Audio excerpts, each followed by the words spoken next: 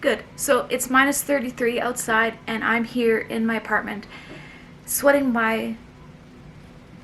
Sweating. It's gotta be like 20, 25 in here. So excuse the lovely glow that's happening.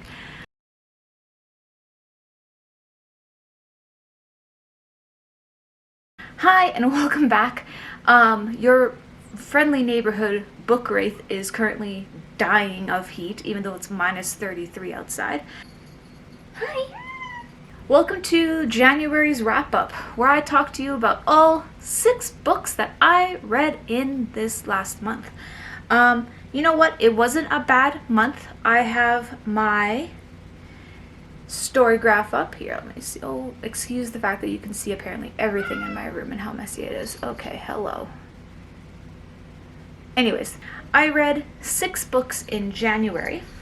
Of those 6 books, 2 were audiobooks, and those were The Lady from the Black Lagoon, Hollywood Monsters, and The Lost Legacy of Milicent Patrick. And this was written and read by Mallory O'Meara, and I thoroughly enjoyed this book. So this book basically talks about the history of women in the early stages of monster movies in Hollywood. And Milicent Patrick was an animator, and she was one of the very few women at the time who was in the movie industry and doing animation work. And so if you ever watch the movie The Black Lagoon,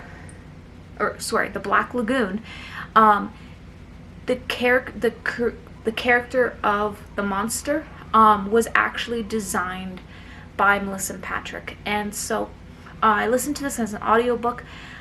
I want to read it again because there were so many fascinating things that I learned.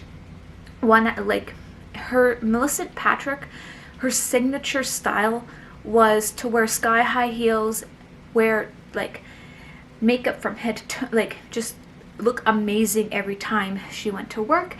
And because that was her, she wanted to be feminine, she wanted to look beautiful, and even though she was working in the grungy makeup department and also creating these costumes and elaborate everything. And not that it's grungy, don't buy it by any means, but when you're working with your hands in that kind of environment, you tend to get a little dirty. So but she was also an artist in her own right, and she drew a lot of the pre-sketches and the planning that went into this. And so absolutely fascinating, and really enjoyed it. And since I'm also a bit of a monster movie, I love monster movies, and I just thought this was really fascinating, so I'm definitely recommending this book. The second audiobook that I read or listened to in January was Under the Banner of Heaven, A Story of Violent Faith, written by John Krakauer, with Scott Brick as the narrator.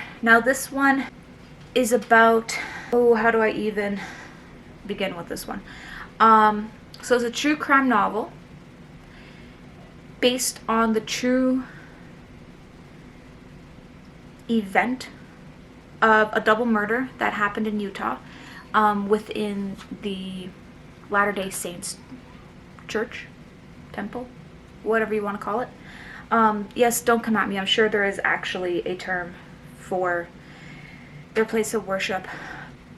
While I really liked the book, would I recommend it? That's a tough question, because it is it's dark. That's the first thing. It's dark and it's slow paced. And honestly, it just makes me lose my faith in humanity a little bit. More than my average loss in humanity during my week. Yeah. If you want a... Okay. I think it was a good book. It was well researched. It was slow, but I don't think I would read it, and I don't think I would listen to an audiobook of it again. So I'm not sure. It was good, but I don't think it's good enough for me to be read this. Like, go ahead, run to your nearest like Libby app or library and check this book out or buy it. I read it initially because last year I had read a book about Jonestown, and so I was kind of interested in continuing my trend of reading about cults, religion, true crime, and all that kind of stuff. And this happened to fall into that category. Okay, so those are my 2 nonfiction books that I read in January. We still have 4 more to go. And surprisingly, I read a lot of stuff that had romance in it last month. And I'm not sure why, because I'm not really a romance person. These were actually the first 2 books I read this year. Volumes 1 and 2 of My Dress Up Darling. This is a really awesome series. It's about a girl, Marin. She wants to become part of the cosplayer scene and go to cons and actually dress up like them, but she can't sew. So she enlists the skills of her classmate, Wakana Gojo, who can sew because he apprentices with his grandpa, who is a Hina doll artisan. So, and if you don't know what a Hina doll is, go look it up. There are these most exquisite dolls ever, and chef's kiss. So she asks him to help her create these cosplay costumes, and so that's basically the adventure, is that they kind of fall into a friendship, and then, you know, they start catching feelings and everything, but it's a slow burn as well.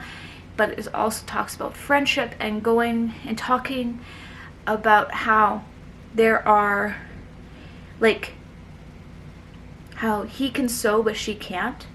And so there's that. There's a lot of like cultural content, the cultural stuff that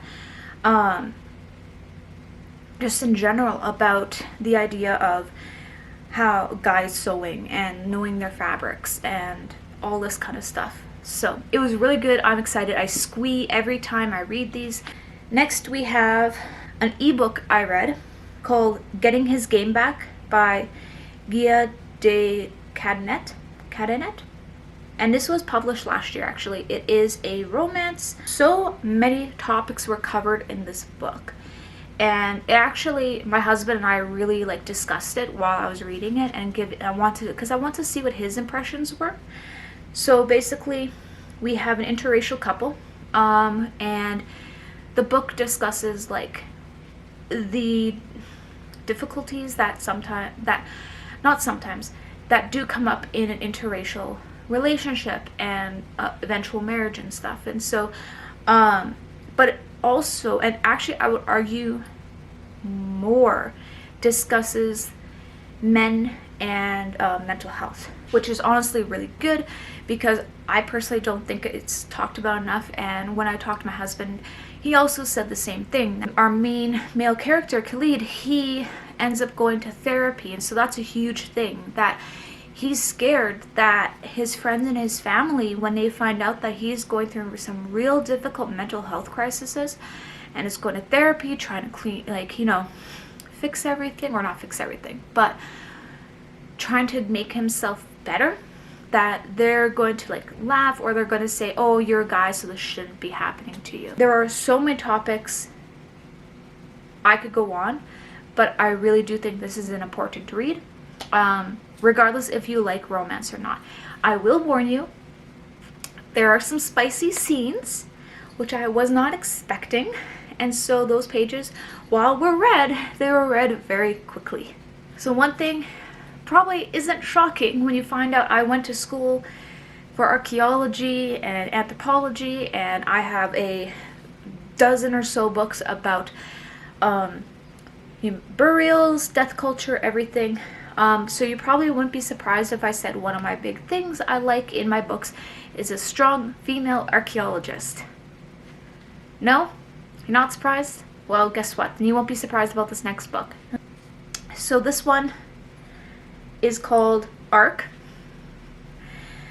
and it's by Boyd Morrison, and it's the first book in the Tyler Locke series. So basically this is just a psychological thriller, and they are going to find the Ark, like, you know, Noah's Ark, archaeological mystery, and just with a whole bunch of bioweapons and, you know, gunfights and involved. It's all about like historical like things, in this case the Noah's Ark, and how it's actually like holding some secret and stuff. And so I really enjoyed it. It was good. I needed it after just reading Under the Banner. Ooh. That was my final book of January. Overall, it wasn't a bad reading month. Yes, it was only 6 books. I know other people have read definitely more than me, but for some reason January was really a slow month for me when it came to reading. And honestly, February turning out to be too, because I haven't even finished a book, and it's like whenever this goes up, it's that whatever amount of that days that it is, and I probably still haven't finished reading a book. So slow month, but not bad. I read just over 1,500 pages, and probably somewhere in the neighborhood of 18 hours of audiobook listening. So that's all I have for you for now. Take care. I hope it is not minus 33 out wherever you are, and like plus 25 in your apartment or your house, because currently I'm dying, and so is Mystique.